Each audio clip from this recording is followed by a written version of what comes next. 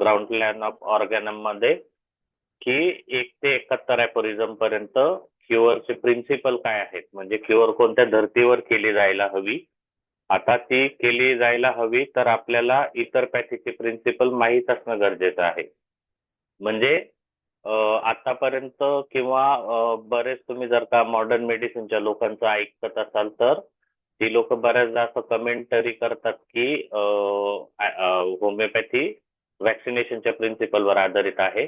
पण हॅनिमन सरांनी आयसोपॅथी म्हणजे वॅक्सिनेशनची थिअरी, वॅक्सिनेशन मध्ये काय केलं जातं आणि होमिओपॅथी मध्ये काय होतं हे हॅनिमन सरांनी कितीतरी वर्षापूर्वी ऑलरेडी सांगून ठेवलेलं आपल्याला. ठीक आहे. आणि ते करत असताना क्युअर कशी केली गेली पाहिजे, काय एक्सपेक्टेड असतं, म्हणजे highest and only mission of the physician, ideal of cure कशी असली पाहिजे, आयडियल क्युअर कशाला म्हटलं जातं, हे सगळं त्यांनी आता 60 ते 70 पर्यंत आपल्याला सांगितलेलं आहे. तर जॉईन झाल्यावर सांगतील. आता पुढचे अॅफोरिझम 61 ते 71 पर्यंत कोणी वाचले असतील आणि त्यांचं काही अंडरस्टँडिंग असेल तर तुम्ही शेअर करा प्लीज. मी 30 सेकंद थांबतो कोणाची तरी वाट बघत. 61 ते 71 वाचले असतील तर तुम्हाला त्यातलं जे पण काही कळलेलं असेल ते शेअर करा कोणीतरी.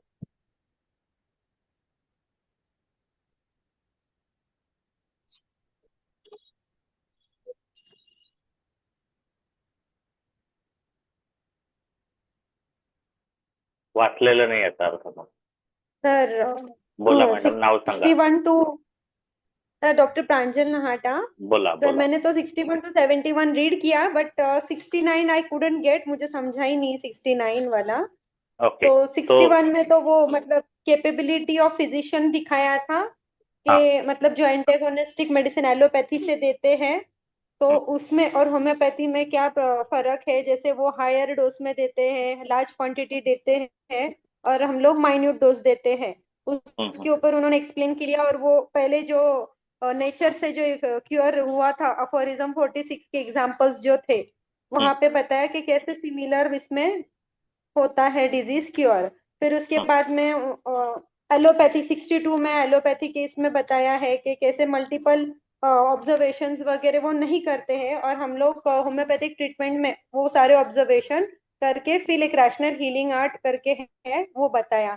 63 में starting of a primary action end secondary action का इंट्रोडक्शन बताया था. What is primary action, which is medicine जब हम लेते हैं तो that is called a primary action. It वो जो इम्प्रेशन डालते हैं vital force pay, so that is primary action. End during the primary action vital force जो रहता है वो सारे इम्प्रेशन ऑफ द मेडिसिन खुद पर लेता है.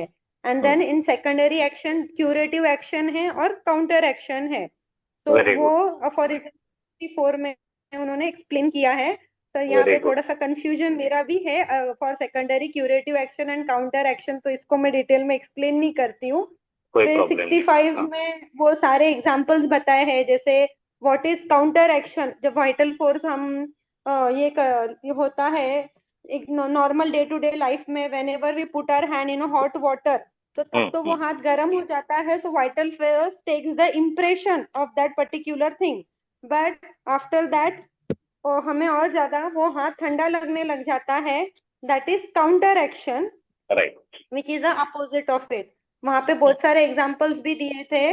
उन्होंने कॉफी का दिया है, ओपियम का दिया है, और फिर वो 66 यही बताया है कि ये ध्यान में लेना चाहिए कि जब हम होम्योपैथिक डोसेस देते हैं तो यहाँ पे हमारा क्यूरेटिव एक्शन क्यों होता है, तो बहुत माइन्यूट डोज में देते हैं. तो जब वाइटल फोर्स के ऊपर इसका इंप्रेशन आता है तो because of minuteness of the dose वो उसके इंप्रेशन इतने ज्यादा रहते नहीं है बॉडी पे. इसलिए vital force take over the medicinal disease and the health is regained. और फिर वही 67 में उसका एग्जांपल्स के साथ एक्सप्लेन किया है. 68 में भी वैसा ही होम्योपैथिक क्योर कैसे ट्रीट होता है स्मॉल डिजीज पे वो, और इसमें माइन्यूटनेस ऑफ डोज में कैसे एक्सप्लेन किया है वो. 69 तो मुझे भी नहीं समझा, बहुत बड़ा भी है तो मैंने डिटेल 2 बार पढ़ा बट समझ में नहीं आया. और 70 में तो पूरा उन्होंने एक समरी दी हुई है पूरे इसकी, how treatment should be. Very good. अजून कोणाला बोलायचंय? Very good madam. Good evening sir. आलोय. आलेत सर. चालेल सर, कंटिन्यू करा. डॉक्टर या ज्या मॅडम होत्यात ना, मॅडम मॅडम मॅडम मॅडम प्रांजल नाहाट, प्रांजल ना मॅडम आपलं नाव? नाटा मध्ये बरोबर बरोबर. प्रांजल तर नाटा हा, तर चांगलं प्रांजल नाटा एक्सप्लेन केलं तुम्ही. मॅडमांनी सर चांगलं एक्सप्लेन केलं, म्हणजे 70 पर्यंत काय काय असेल काय नाही ते. त्यांचं ॲपोरिझम 69 मध्ये कन्फ्युजन आहे, त्यांना जरा ॲपोरिझम मोठा होता म्हणून कळलं नाही असं त्यांचं म्हणणं आहे. तो आता ओघाने येईलच. तर सगळ्यांचं स्वागत करतो. आणि पाटोळे सर तुम्ही दिसतायत का? मला दिसतायत, हा दिसले. हा, माझ्या स्क्रीनवर आपण दोघ जण समोर दिसलं ना का मला कम्फर्टेबल वाटतं जरा बोलायला. मला पण ते समोर बाकी कोणी दिसत नाही त्यामुळे कळत नाही आपल्याला ना. तुम्ही येत नाही तोवर हे लोक सगळे कॅमेरे बंद करून ठेवतात. तुम्हाला एकट्याला कॅमेरा समोर चालू स्वतःला असतात. घ्यावं लागतं आणि मग बोलावं लागतं. मागच्या वेळेस असं झालं तुम्ही आजकाल. हो हो हो हो, सर हॅलो बोला मॅडम. हॅलो सर, बोला बोला. 69 अफर कळलंय, जितकं कळलंय तितकं सांगते फक्त. व्हेरी गुड, सांगा मॅडम. हा सर, जे ॲलोपॅथिक ट्रीटमेंट जी आहे ज्याच्यामध्ये डिसीज साठी एक अपोजिट मेडिसिन दिली जाते बरोबर. अँटीबायोटिक मध्ये, तर त्याच्यामुळे होतं की जे फक्त सुपरफिशियल आणि इनकम्प्लीट क्युअर मिळतं तिथे, हा. आणि त्याच्यामुळे पेशंट प्रोन टू रिलॅप्सेस. बर, एवढंच कळलंय मला त्याच्यात. Okay okay. त्याचं मला कळलेलं पण सांगून देतो मॅडम मग आता. ॲलोपॅथी म्हणजे अँटीपॅथी ना, अँटीपॅथी किंवा एन अँटीपॅथी असे दोन नावं दिलेले आहेत ना. त्याच्यामुळे काय होतं, Yes, sir. अपोजिट इफेक्ट तयार होतात. म्हणजे पेशंटला ताप आहे, हो. तो ताप उतरवण्यासाठीचा इफेक्ट तयार केला जातो. मग बरोबर. व्हायटल फोर्स ऑलरेडी सफर करतोय ना, तर तो व्हायटल फोर्स त्या गोष्टीला सेन्स नाही करू शकत. म्हणजे पॅरासिटामॉल दिलं गेलं ना, तर व्हायटल फोर्सला ते सेन्स नाही, व्हायटल फोर्स नाही कमी करत ना तो ताप ते औषध कमी करत असतं. बरोबर. हो. त्या औषधाच्या ऍक्शनमुळे पेशंटला बरं वाटत असतं.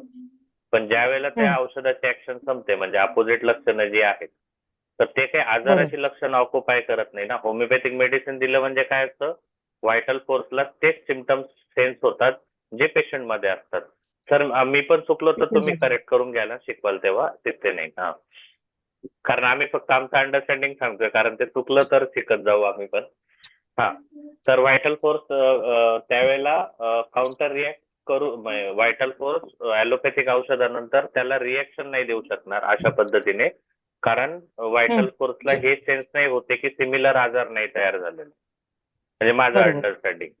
मग सिमिलिमम जर पेशंटला सिमिलिमम मेडिसिन म्हणजे सिमिलर मेडिसिन जर दिलं, तर सिमिलर मेडिसिन काय करतं, जे पेशंटमध्ये सिमटम आहेत आपण त्या सिमटमच्या बेसिसवरच रेमेडी सर्च करून देतोय ना पेशंटला, तर ते त्याला जाऊन बरोबर. ऑक्युपाय करतात. म्हणजे मला एवढे दिवस ना की LM खान सर बऱ्याचशा लेक्चरमध्ये सांगतात, युअर पेशंट पिक्चर, असा हात असतो सरांचा, your patient picture and your medicine picture that should match like this, आणि अशा दाखवतात सर. ते काय दाखवायचे ना, ते 69 मधून मला थोडंफार कळलं होतं की ते एक्झॅक्ट मॅचिंग जे असतं ते असतं. ते एक्झॅक्ट मॅचिंग हा वर्ड सर वापरतात. सर सिमिलिमम हा शब्द कधी नाही वापरत खान सर. तर जे लक्षण आधीपासून असतात पेशंटला, त्या लक्षणांनाच व्हायटल फोर्स त्यावेळेला सेन्स करत असतो.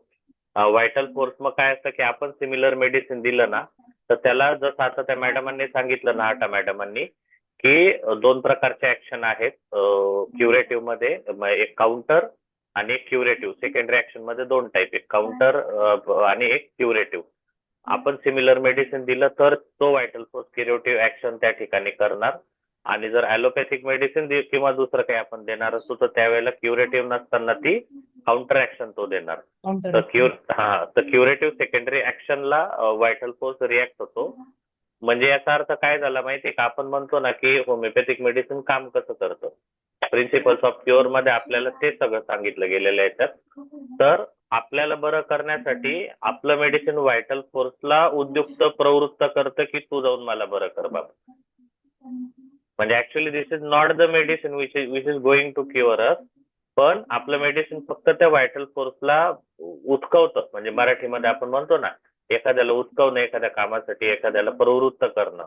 तर तो स्टिम्युलस फक्त Stimulus. मेडिसिन देतं, मेडिसिन जाऊन बरं नाही करत, हे माझं अंडरस्टँडिंग आहे. अँटीपॅथिक मेडिसिन मध्ये काय होतं, मेडिसिनची ऍक्शन संपली की त्यानंतर जे लक्षणं आहेत तर ते लक्षणं अजून तीव्रतेने येतात, किंवा ते जर कमी झाले तर त्याचं पॅलिएशन होतं. तर या दोन पद्धतीच्या गोष्टी दिसतात. हे माझं 69चं अंडरस्टँडिंग आहे.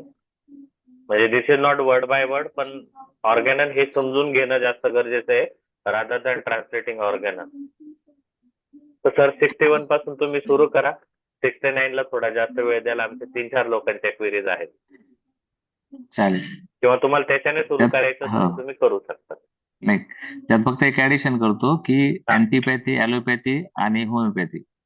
तर ॲलोपॅथी म्हणजे अँटीपॅथी नाही, अँटीपॅथी म्हणजे विरुद्ध, एक्झॅक्ट अपोजिट इन नेचर. आणि ॲलोपॅथी म्हणजे डिसिमिलर, डिफरंट. मग त्याच्यामध्ये काही येऊ शकतं, त्याचा एक्झॅक्ट अपोजिट नसतो किंवा एक्झॅक्ट सिमिलर पण नसतो, तो वेगळाच असतो. जसं क्रोसिन दिलंय तुम्ही, क्रोसिन हे काही अपोजिट ऍक्शन नाही, काही काहीच नाही, त्याची ऍक्शनच वेगळी आहे.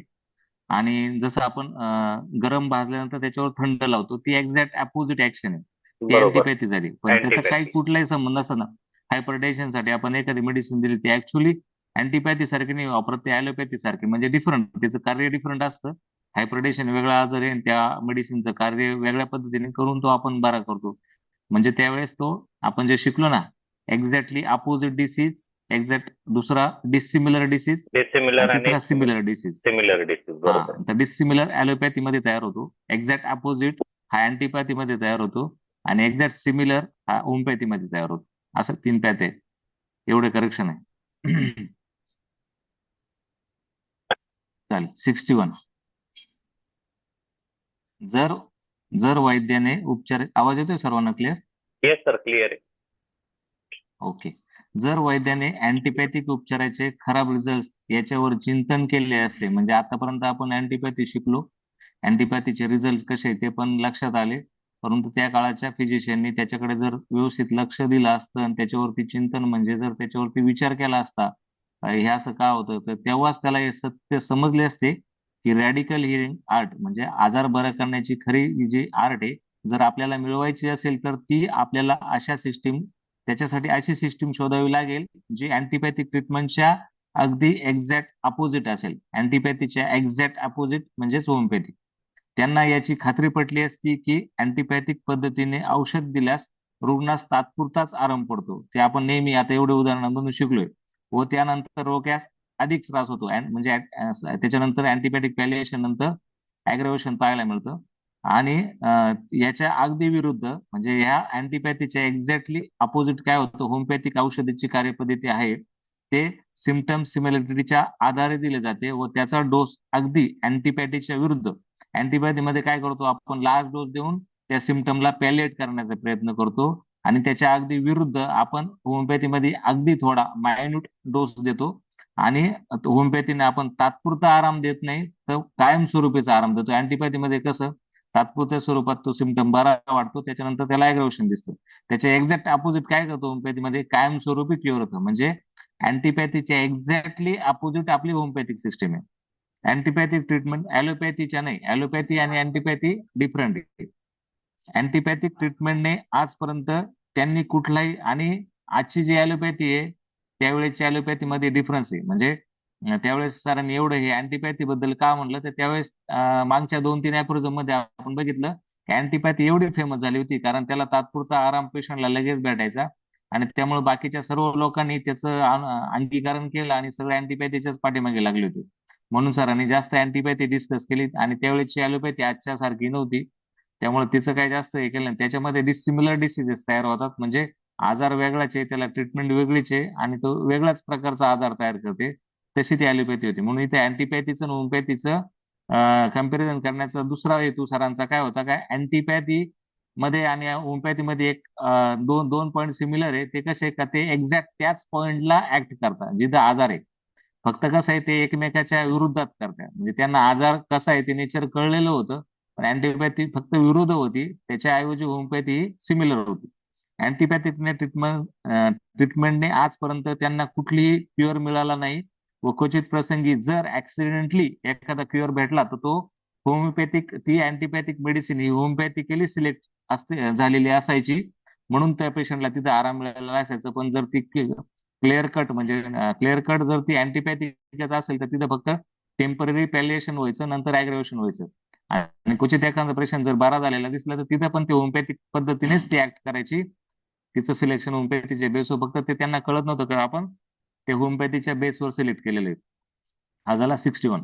62 अँटीपॅथिक ट्रीटमेंटच्या पॅलिएटिव्ह व हानिकारक उपचारांपेक्षा अगदी उलट जी होमिओपॅथिक ट्रीटमेंट आहे ती खालील ऑब्झर्वेशनवर व जे आजपर्यंत माझ्याशिवाय कोणी लक्षात घेतले नाही, म्हणजे सरांनी जेवढे ऑब्झर्वेशन खाली नोंदले किंवा आपण याच्यापर्यंत डिस्कस केले ते आजपर्यंत कोणाच्या लक्षात नाही आले, किंवा आले तरी कोणी त्याकडे लक्ष नाही दिले.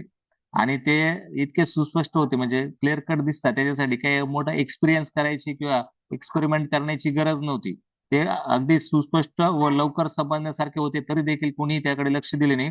व त्यांचे आपल्या हिलिंग आर्टसाठी अनन्य, परंतु त्या लक्षणांचे किंवा ते जे ऑब्झर्वेशन आहे ते आपले हिलिंग आर्ट शोधण्यासाठी त्याचं खूप सारं महत्व आहे, असं सरांना म्हणायचंय.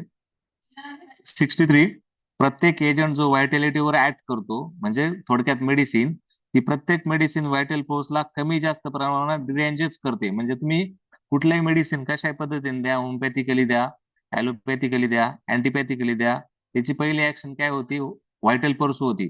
तिला व्हायटल फोर्सला ते डिस्टर्बच करतं. डिरेंज करतं म्हणजे काय? डिस्टर्ब करतं. चांगल्या हेतूने वाईट हेतूने कुठल्याही पद्धतीने ते डिरेंजच करते व काहीतरी आरोग्यामध्ये बदल घडवून आणते. म्हणजे आपण कुठल्याही मेडिसिन, ऍलोपॅथीचं घ्या, अँटीपॅथीचं घ्या, कसलं घेतलं तर आपल्याला काही ना काही, जसं सिट्रिझिनची गोळी घेतल्यानंतर तुम्ही सर्दीसाठी घेतलेली असते, त्याचा दुसरा असा इफेक्ट काय होतो? आपल्याला सेडिएशन येतं. म्हणजे काय? तुमच्या व्हायटल फोर्सला तिची दुसरी ऍक्शन घडलेली आणि आपल्या हेल्थमध्ये दुसरा एक बदल झालेला दिसतो, जो बदल घडून आणते थोड्या किंवा जास्त काळासाठी. म्हणजे तो टेम्पररी असू शकतो किंवा परमनंटली देखील असू शकतो.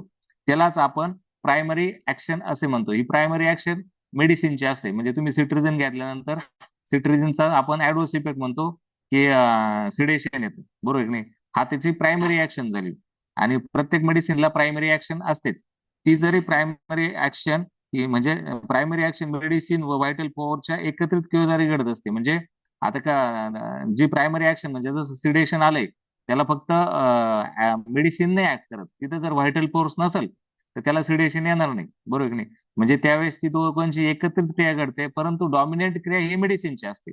म्हणजे जरी दोघांची एकत्रितरित्या घडत असली तरी त्यात जास्त ऍक्शन ही मेडिसिनची असते, व्हायटल फोर्सची नसते. म्हणजे प्रायमरी ऍक्शन मध्ये डॉमिनंट कॅरेक्टर हे मेडिसिन असतं आणि व्हायटल फोर्स हे रिसेप्टिव्ह असतं, घेणारं असतं. व त्या अशा प्रायमरी ऍक्शनच्या विरुद्ध आपला व्हायटल फोर्स अपोज करण्याचा प्रयत्न करतो, म्हणजे विरोध करण्याचा प्रयत्न करतो आणि रेजिस्टंट ऍक्शन तयार करतो. ही आपल्या जीवन संरक्षक म्हणजे लाईफ सेव्हिंग पॉवरची ऑटोमॅटिक ऍक्शन आहे. व्हायटल फोर्सची ती ऑटोमॅटिक ऍक्शन आहे आणि तिला आपण सेकंडरी किंवा काउंटर ऍक्शन असे समजतो. आता इथं सेकंडरी ऍक्शन दोन प्रकारे, एक सेकंडरी काउंटर ऍक्शन जी आपण अँटीपॅथिक ट्रीटमेंट मध्ये बघतो आणि सेकंडरी क्युरेटिव्ह ऍक्शन जे आपण होमिओपॅथिक ट्रीटमेंट मध्ये बघतो. आता इथं सरांनी हे अँटीपॅथीचं दिलंय, त्याच्यामुळे त्यांनी फक्त इथं सेकंडरी काउंटर ऍक्शनचा उल्लेख केलाय. पुढच्या अॅप्रोझम मध्ये ते सेकंडरी काउंटर ऍक्शन क्युरेटिव्ह ऍक्शनचा पण उल्लेख करतात.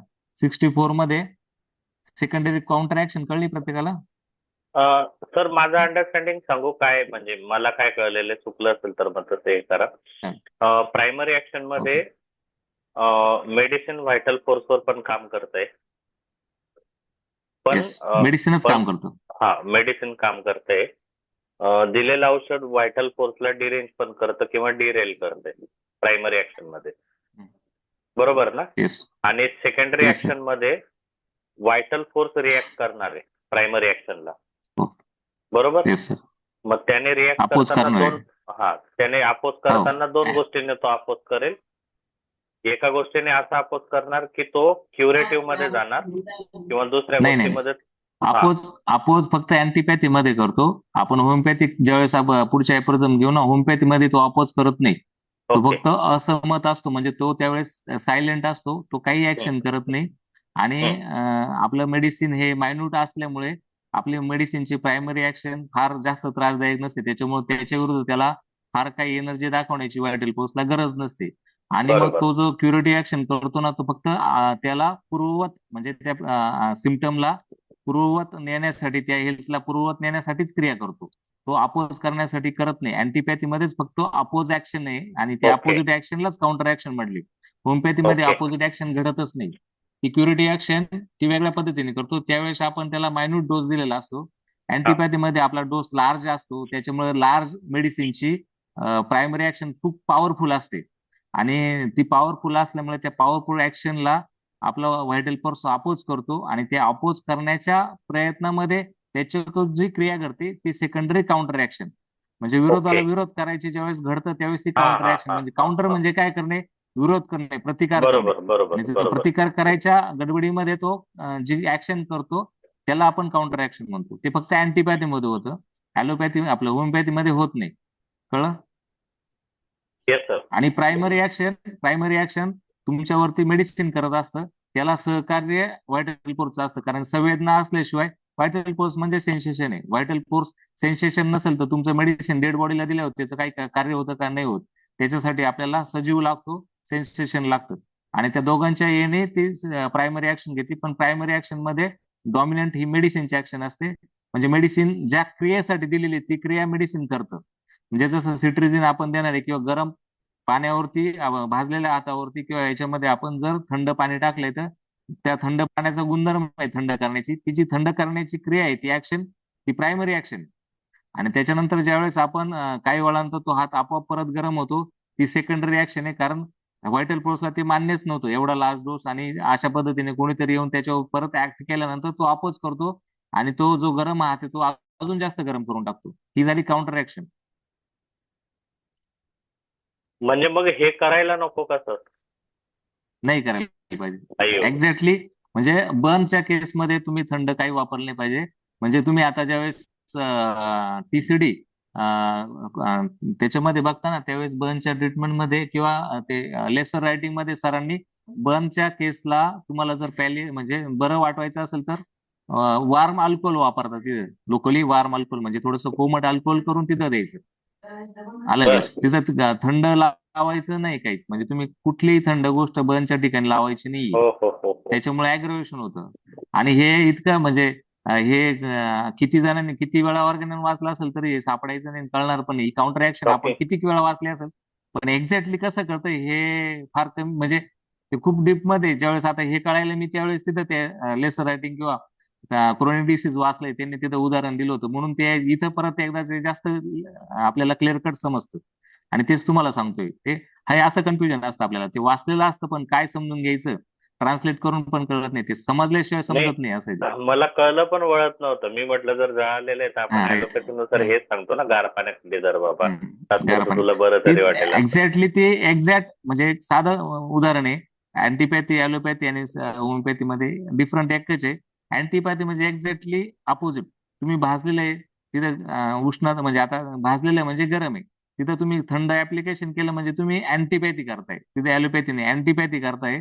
आणि अँटीपॅथी ही तात्पुरता आराम देते. म्हणजे बघा तुम्ही लगेच तिथं थंड लावलं की पेशंटला थोडं बरं वाटतं पण तो बर्फ तिथं काढून घ्या 15 मिनिटात त्याला परत आगवायला लागते, बऱ्यापैकी बर्निंग जाणवते.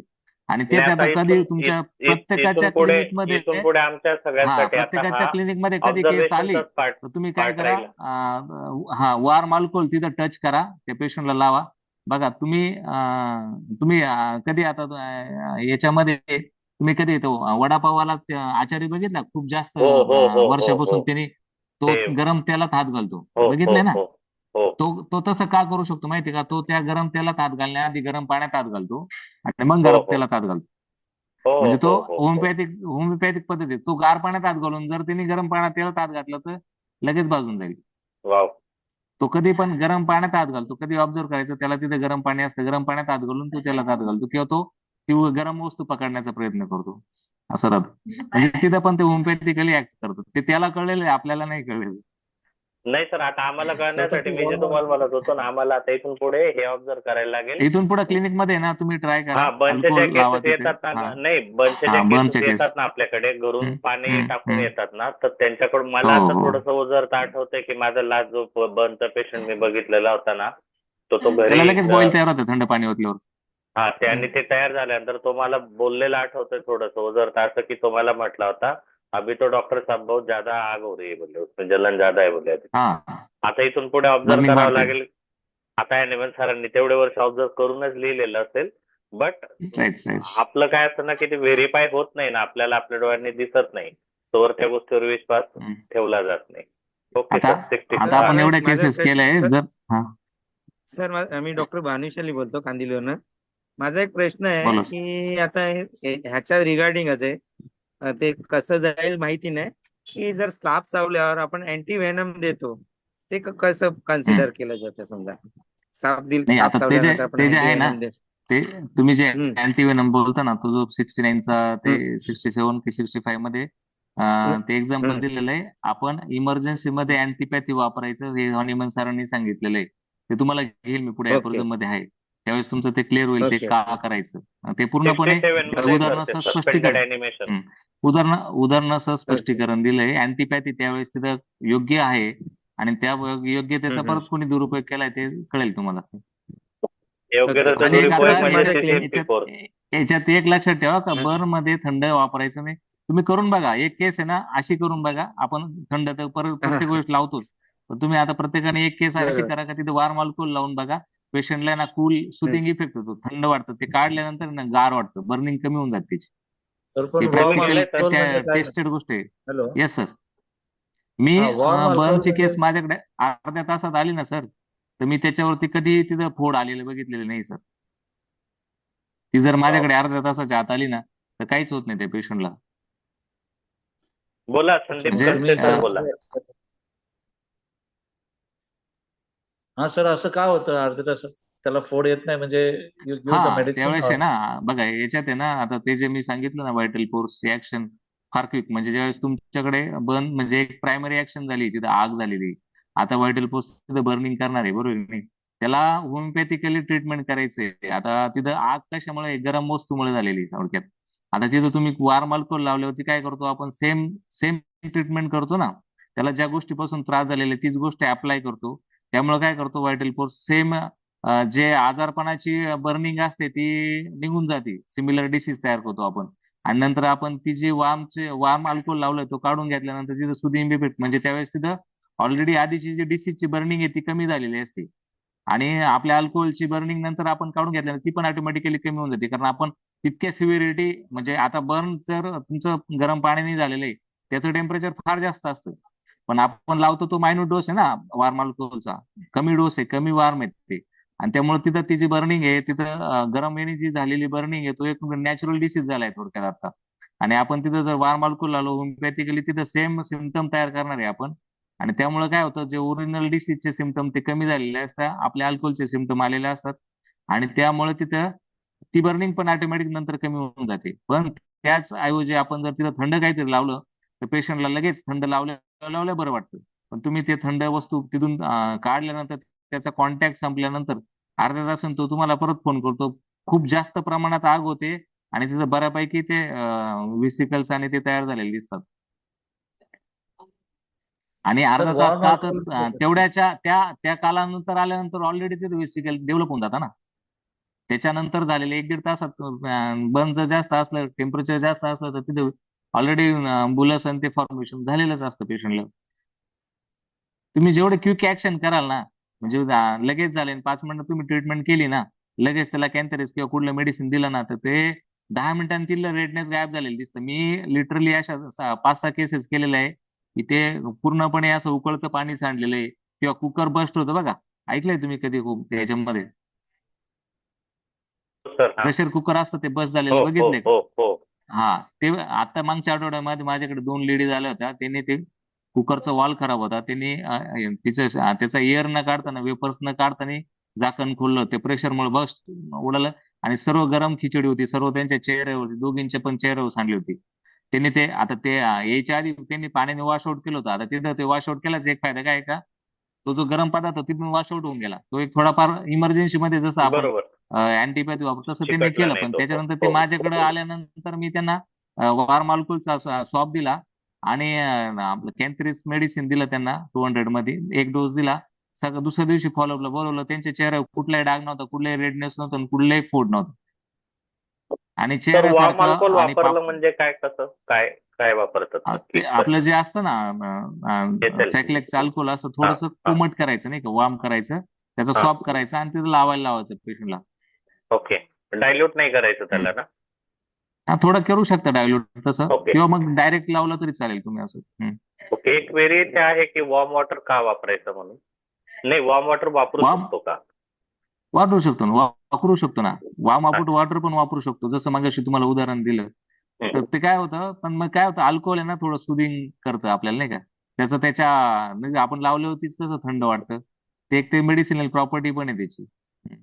आणि डॉक्टर तेच अर्जुन, काहीच वाय नाही केलं तरी वाय तुम्ही डायरेक्ट अल्कोहोल? मेडिसिन. बोला सर. जर तुम्ही काहीच नाही केलं, डायरेक्ट तुमचं होमिओपॅथिक मेडिसिन दिलं तरी पण चालतं. फक्त कसं आहे, आता तिथला जो कॉन्टॅक्ट आहे ना तो वॉश आउट झाला पाहिजे. समजा एखादा गरम वस्तू चिटकलेली आहे, जसं आता प्लॅस्टिक, लहान मुलं खेळता प्लॅस्टिक जाळून चिटकवता बघा, ते मग ते तिथं चिटकून राहिल्यानंतर ते इंजुरी करत चालतं, कारण ते ऑलरेडी गरम असतं. ते तुम्ही कसंही वॉश आउट करा. मग हे सगळं म्हणजे हे सगळं आपलं प्रॅक्टिकल गोष्ट आहे का. आपण पहिलं तर काय का, तिथला तो त्याचा कॉन्टॅक्ट निघून गेला पाहिजे, ज्या गरम वस्तूशी कॉन्टॅक्ट आहे तो निघून गेला पाहिजे. आता जनरली आपण पाणी सांडलं तर ते निघून गेलेलं असतं, पण तेच जर तुमचं प्लॅस्टिक चिटकलेलं आहे किंवा एखादा गरम वस्तूशी लहान बाळ पकडलेली असते हातामध्ये, तर त्याचं ती वस्तू काढून घेणं पहिला आपला एम पाहिजे का ती निघाली पाहिजे त्याच्यापासून. नंतर तुम्ही पुढचं काय करू शकता ते करू शकता, पण अर्धा ते पाऊण तासात तुम्ही ट्रीटमेंट केलं तर बऱ्यापैकी त्याला इंजुरी होतच नाही, असं आहे. ओके. तर मी हे सेशन एंड करतो. कोणाचा प्रश्न असेल तर तो घेऊन टाकूया. वॉर्म अल्कोहोल पहिल्या अर्ध्या तासातच यूज करावे का, की लेट झाला तर चालेल? या प्रश्नाचं उत्तर द्या, लेट मग एंड झाले तरी करतो, पुढचं चालू हा, करतो. लेट झालं तर काय होतं, तुम्ही जास्त उशिरा केल्यानंतर त्याची स्किन आहे ना, ऑटोमॅटिक बलस फॉर्मेशन बेसिकली तयार होतो, गोळा झालेली दिसते, त्यावेळेस तुम्ही रब पण करू शकत नाही. आलं का? अर्ध्या तासात केलेलं कधी चांगलं. मग त्याची ती प्रायमरी ऍक्शन ती घडून गेलेली असते, आलं का लक्षात. त्याच्यानंतर ती जी रिॲक्शन दिसते ना तुम्हाला स्किनवरती, बेसिकली ही सेकंडरी रिॲक्शन आहे. ओके. सर, म्हणजे आपण फर्स्ट एड म्हणून जसं चटका बसला की लगेच थंड पाण्यात हात घालतो, तर त्याऐवजी मग आपण वॉर्म वॉटर यूज ते केलं तर ते हा, वॉर्म वॉटर करू शकता ना, वॉर्म वॉटर पण करू शकता. फक्त ते कोमट पाहिजे, गार न करता नाही, थोडं कोमट. म्हणजे चटक्याचं टेम्परेचर फार जास्त असतं, त्याच्यापेक्षा आपण थोडं कमी टेम्परेचरनी सण होईल इतकं टेम्परेचर दिलं ना पेशंटला, तर ते बरं वाटतं त्याला. अच्छा. प्रत्येकाने असा प्रयोग करा, प्रत्येकाला अनुभव येईल. 8 दिवसात कधी ना कधी आपल्या जनरल प्रॅक्टिस मध्ये पेशंट येतच असतात. चला, ही मीटिंग एंड करतो. मला एक थोडक्यात एका प्रश्नाचं उत्तर देऊन टाका. कोणामध्ये जास्त ड्राय कप आहे की सेपियामध्ये? मला एका पेशंटला आता प्रिस्क्राईब करायचे, फोनवर सांगायचंय फक्त. Conium sir. फोनियम. Okay, thank you. चलो, ही मीटिंग एंड करतो, पुढची चालू करतो लगेच.